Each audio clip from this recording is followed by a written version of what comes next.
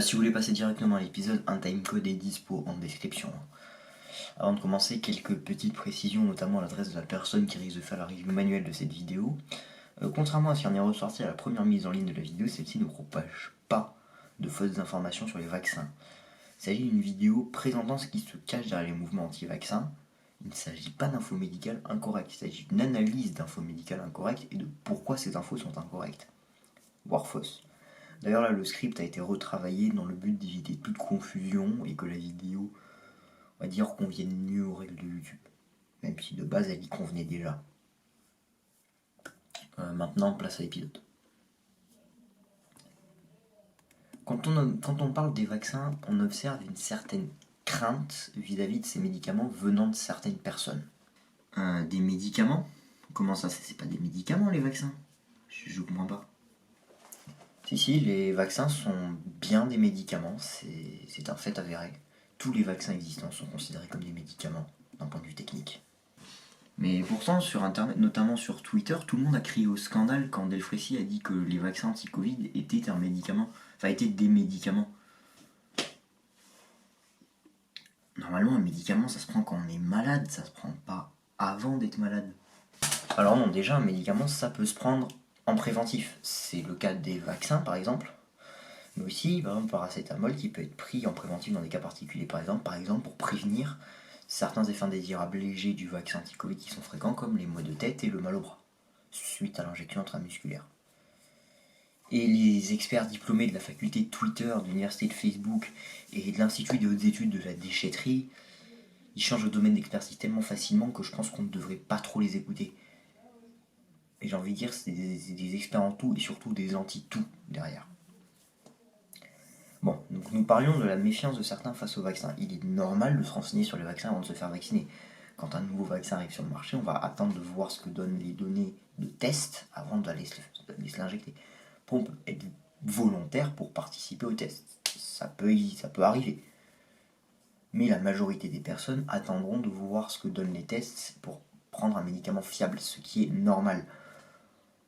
On va pas prendre quelque chose pour lequel on n'a pas de données sur est-ce qu'il est efficace et est-ce qu'il est sans danger. D'ailleurs, il est nécessaire d'avoir accès aux données sur les vaccins pour être assuré de prendre un produit sûr et efficace. Mais on n'est pas à l'abri des fausses informations. On n'est jamais sûr de chercher aux bons endroits. Et d'ailleurs, il y a des cas de mensonges sur les vaccins pour décourager les personnes à aller se faire vacciner. Mais pourquoi et qui est derrière ? Je veux dire, qui a intérêt à ce que les gens ne se vaccinent pas ? Et dans quel but ? Aujourd'hui, on va s'attaquer aux fausses informations qui lient l'autisme au vaccin et notamment au vaccin ROR. Donc Andrew Wakefield, c'est un chirurgien et chercheur en médecine britannique. Enfin, un ancien chirurgien, puisque maintenant il n'a plus le droit d'exercer. Normalement. Vous verrez, on y reviendra. Donc en 1998, il publie un article scientifique dans la revue médicale britannique The Lancet qui va faire l'effet d'une bombe. Cet article est aujourd'hui connu pour être l'une des plus grosses fraudes scientifiques de l'histoire. En fait, c'est un article qui traite d'un lien supposé entre la vaccination et l'autisme. Donc, selon les travaux de l'équipe de Wakefield, ou plutôt selon les chiffres donnés par ce dernier, vous verrez, on y reviendra, ça a son importance. De nombreux enfants souffriraient d'autisme suite à la vaccination ROR. Donc la vaccination contre la rougeole, les oreillons et la rubéole. Donc selon cet article qui est aujourd'hui rétracté, sauf par Wakefield, le vaccin ROR, qui est donc un vaccin trivalent, c'est-à-dire qui protège contre 3 maladies, causerait une réaction immunitaire trop importante, qui causerait en fait l'autisme en fragilisant l'organisme. Alors je rentre pas plus dans les détails, en fait c'est un truc bidon qui n'est pas vrai. Parce qu'aujourd'hui on sait que bien qu'il y ait des facteurs environnementaux en jeu, l'autisme est en grande partie d'origine génétique. C'est-à-dire qu'en fait des facteurs environnementaux ne font que réveiller des gènes. Et on a pu voir qu'il n'y a pas de causalité entre les vaccins et l'autisme. Il y a eu des méta-analyses, donc la plus grosse qui a été faite, elle a été faite en 2014 en Australie, a porté sur plusieurs vaccins et a montré qu'il n'y avait pas de lien. Sur des souris, par exemple, il n'y a pas de lien. Enfin, il a été montré qu'il n'y avait pas de lien entre les vaccins et l'autisme, quel que soit le vaccin. Suite à la publication de l'article, un mouvement de défiance s'installe.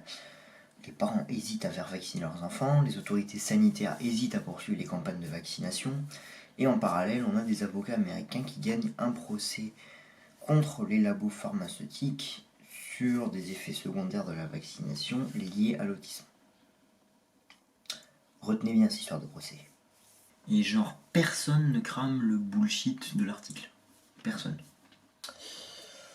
Pas vraiment, il y a eu des doutes, mais sans plus, en fait, c'est juste d'autres équipes de recherche qui se sont dit on va essayer de reproduire les résultats d'expérience pour vérifier les résultats par l'expérience, pardon. Mais c'est normal. Bon, mais là, il se trouve que les résultats ne seront jamais reproduits. Parce que personne ne va réussir à les reproduire.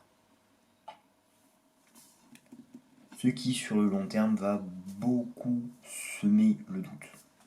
Mais un article frauduleux, ça se voit un peu, non? Pas toujours. Enfin, pas toujours du premier coup. Il faut bien se dire que l'article de Wakefield, il a été publié dans The Lancet. C'est l'une des revues médicales les plus prestigieuses au monde. Pour y être publié, l'article il a subi des vérifications selon un protocole précis, c'est-à-dire l'auteur il doit d'abord déclarer d'éventuels conflits d'intérêts. Là, Wakefield n'avait rien déclaré qui pose problème. Et ensuite, l'article doit être relu, c'est-à-dire que des experts dans le même domaine, ce qu'on appelle des pairs, c'est la relecture par les pairs, relisent l'article pour vérifier l'absence d'erreurs apparentes. Et là, l'article a passé les tests avec succès, c'est-à-dire pas de conflit d'intérêt problématique, pas d'erreur apparente. Enfin, à se demander, en fait, qu'est-ce qui clochait. Et qu'est-ce qui clochait, du coup? En fait, tout. Alors déjà, il faut bien dire que les revues scientifiques ont droit à l'erreur. Ça peut arriver. Souvent, quand des articles sont rétractés parce qu'ils étaient faux, ce n'est pas parce qu'il y a une fraude, c'est parce qu'il y a eu un oubli. Une figure de cas à laquelle on n'avait pas pensé, une erreur de calcul qui n'a pas été vue, une évolution de la connaissance, plein de choses. En fait, là, ils ont été bernés par Wakefield, clairement. Déjà, il a menti en déclarant ses conflits d'intérêts, et ensuite, les résultats qu'il a fournis étaient bidonnés. Alors, il faut savoir déjà que le vaccin ROR, c'est un vaccin trivalent. Qu'est-ce que ça vient faire là, ça? C'est un conflit d'intérêts, le fait que le vaccin soit trivalent? Attends, laisse-moi finir. En fait, c'est un vaccin trivalent qui est vendu par un labo concurrent de Wakefield. Tout simplement. Comment ça, un labo concurrent? Je vois pas en quoi ça peut être un labo concurrent, parce que quand on fait des recherches sur Wakefield, on ne voit pas ça. On ne voit pas qu'il a été concurrent du labo qui produit le ROR. En fait, Wakefield, pourquoi dans son étude il pointe le fait que le vaccin soit trivalent qui pose le problème? Parce qu'en fait, Wakefield développait sa propre gamme de vaccins monovalents pour développer le ROR. Et ça, il ne l'a pas déclaré comme un conflit d'intérêts. Il ne l'a même pas déclaré, alors que c'est un gros conflit d'intérêts. Parce que c'est une manière de torpiller la concurrence. Une manière très déloyale. En gros, tu fais de l'ombre à la concurrence.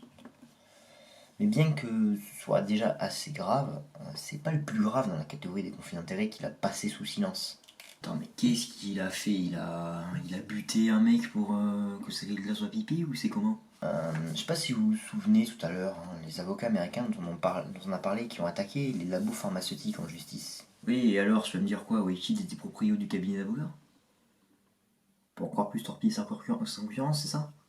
Non, c'est pire que ça. En fait, le cabinet d'avocats en question a payé Wakefield pour qu'il obtienne les résultats qu'il a obtenus. Donc Wakefield, il a été payé très cher, c'est un fait.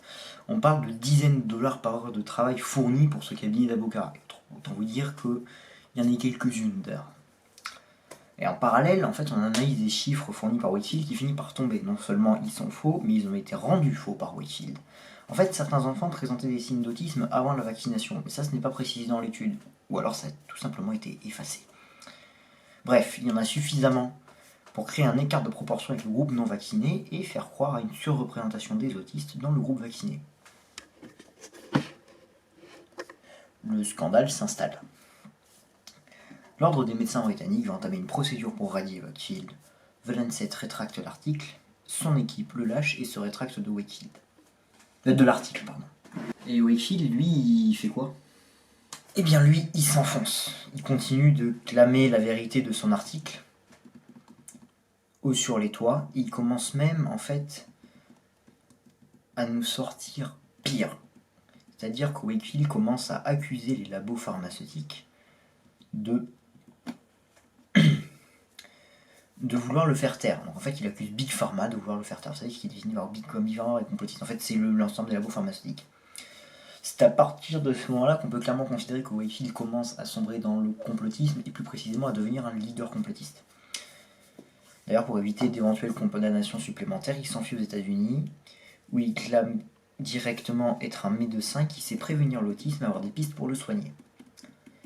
Il vient de basculer dans le charlatanisme et se rapproche dangereusement du statut de gourou. Et il est encore médecin à ce moment-là? Non. Il a été radié de l'ordre des médecins britanniques. Ce qui signifie qu'il a interdiction d'exercer. La radiation, c'est la sanction la plus élevée que peut prendre un ordre des médecins. En fait, la radiation, c'est clairement une interdiction d'exercer. Et par conséquent, en fait, son diplôme, il vaut plus rien. Quoi qu'il en dise. Surtout que suite à ce qui a été révélé, je pense que beaucoup de personnes seraient définitivement tues. Mais visiblement, cette sombre merde qu'est Wakefield ne connaît pas la honte. Un peu de respect pour les merdes quand même, c'est humiliant d'être comparé à ce type-là et on va éviter d'avoir des emmerdes avec leurs syndicats. Ah oui, pardon. Donc Wakefield, non seulement il continue de maintenir son étude, qui a une crédibilité encore plus basse que la validité des hypothétiques diplômes d'Idriss Aberkan, mais il fait tout pour continuer à exercer la médecine aux États-Unis. En effet, notre fraudeur en chef, il avait sûrement le besoin de garder un argument d'autorité pour assurer la pérennité de son business.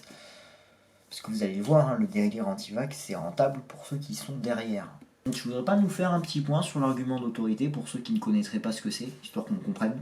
Donc l'argument d'autorité, c'est le fait d'utiliser ce qu'on va appeler ici l'autorité intellectuelle, au lieu d'utiliser de la connaissance réelle pour argumenter. En fait, il s'agit de balancer ses diplômes et accomplissements pour étayer ses arguments. Par exemple, au lieu d'avancer des sources et une argumentation construite, on va balancer des doctorats, jusqu'à 3 pour ceux qui connaissent, des diplômes, parfois pas vraiment en rapport ou parfois pas vraiment prouvés, et même des prix Nobel.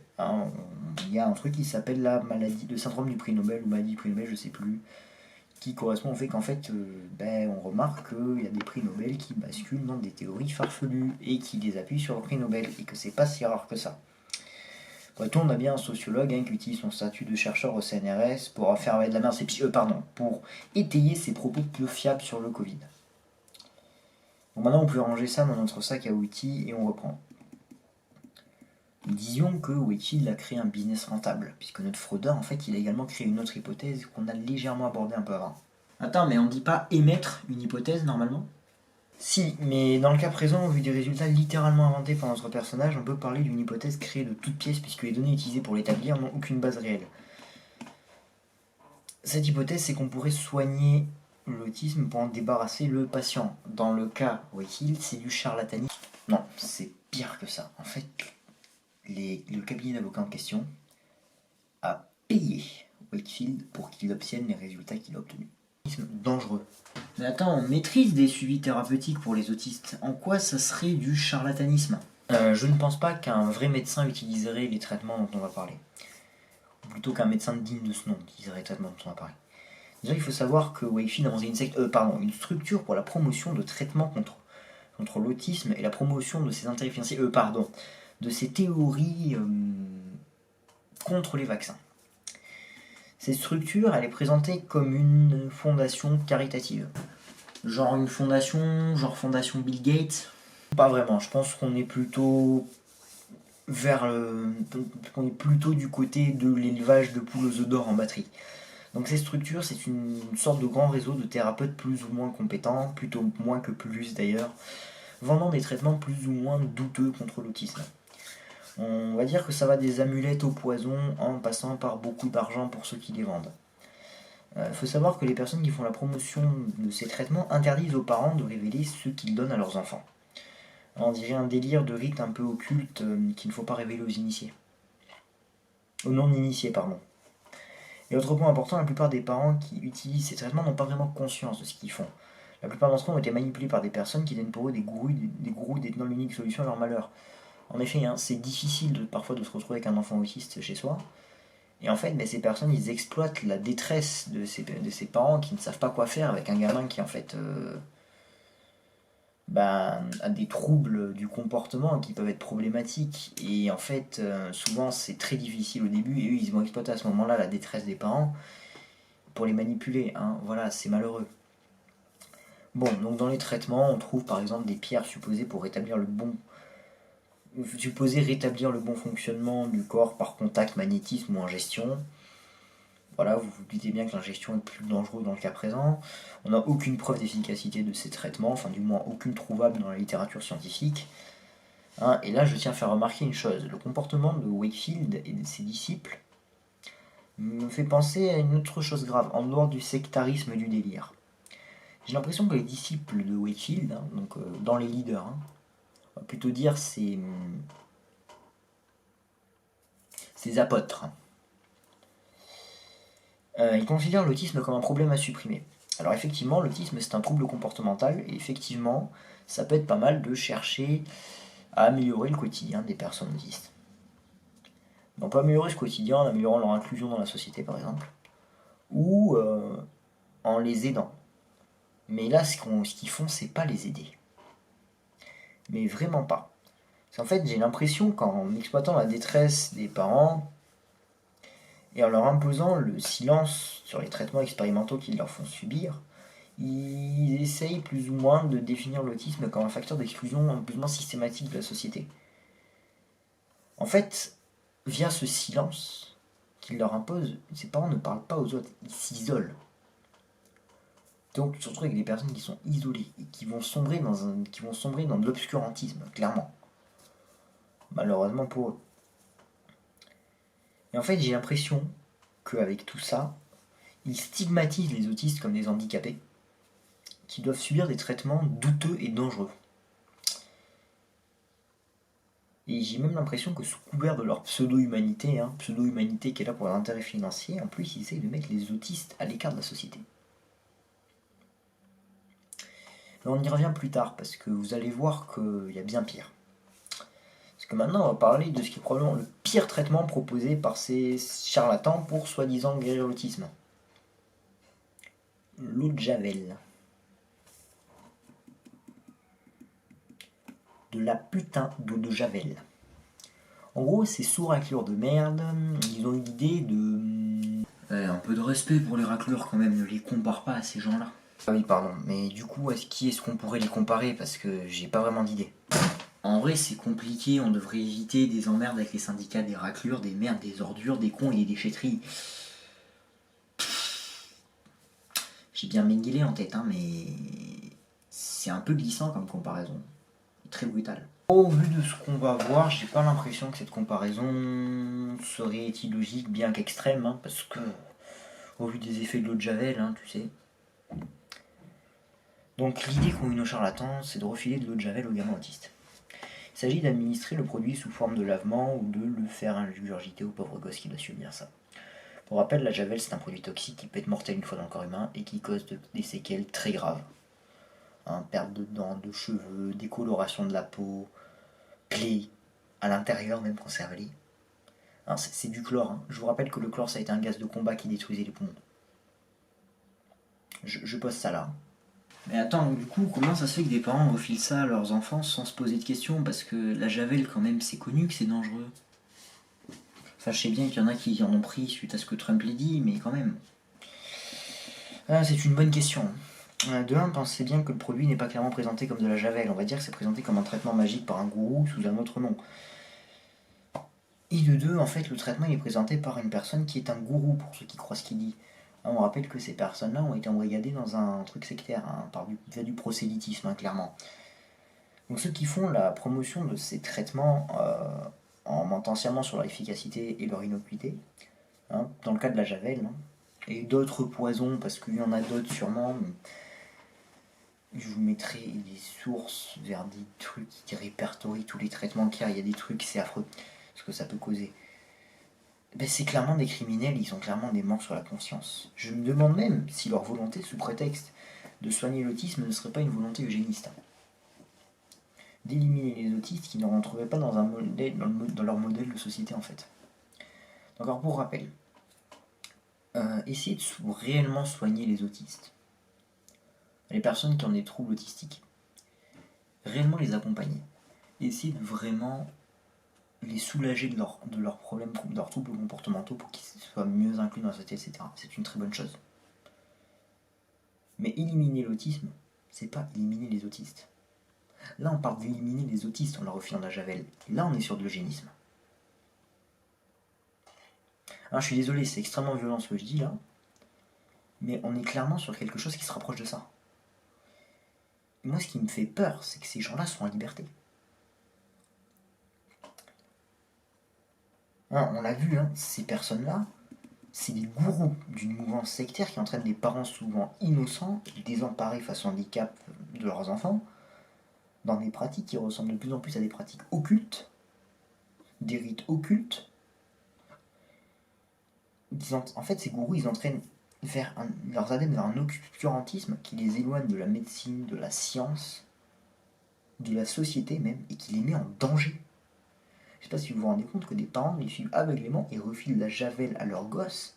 Et en fait, ça en arrive à un tel point qu'il va falloir très longtemps avant qu'ils se posent des questions sur ce qu'ils donnent à leurs gosses. Même s'ils voient les effets. Enfin, c'est... Moi, ça me dégoûte.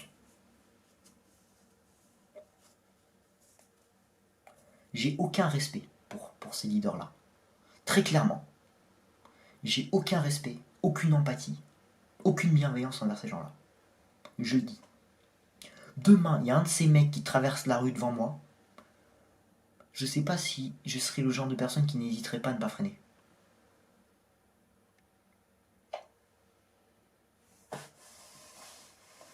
Je pense que beaucoup des personnes qui les ont subies, notamment les gamins, ceux qui ont survécu,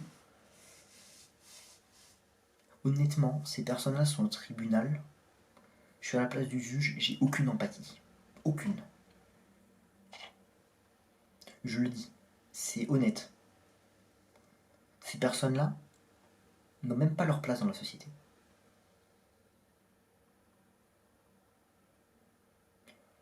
Et venez pas me vendre de la bienveillance. Ça. On a le devoir d'être bienveillant envers les personnes qui ont été embrigadées par ces gens-là. Mais envers ces leaders-là, il n'y a aucune complaisance, aucune bienveillance, aucune empathie.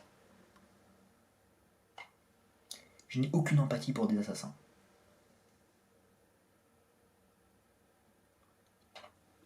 Encore moins pour des personnes qui exploitent la faiblesse des autres.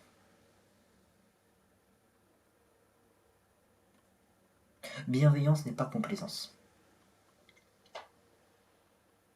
N'en déplaise aux bien-pensants. Parce que ces personnes-là, elles ont laissé de côté toute déontologie, toute éthique. Elles ont même laissé tomber leur humanité. Et moi, ça me dégoûte profondément. Mais pourquoi des personnes ont autant laissé de côté la déontologie et l'éthique, et même leur humanité, en mettant des enfants en danger de mort? Je comprends pas. Pour de l'argent, pour un semblant de pouvoir, pour des idées. Les trois. Pour des idées, je suis désolé, mais il y a des régimes qui n'ont pas été mieux dans l'histoire. Et derrière, c'était des idées.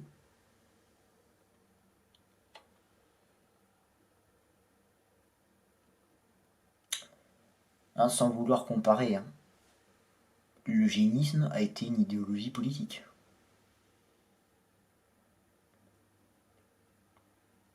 Derrière, il y avait une recherche de pouvoir. Et pour l'argent, Wakefield il a été payé pour truquer ses résultats de recherche. Sa fondation brasse des sommes d'argent très importantes en bénéficiant du soutien de grandes fortunes américaines.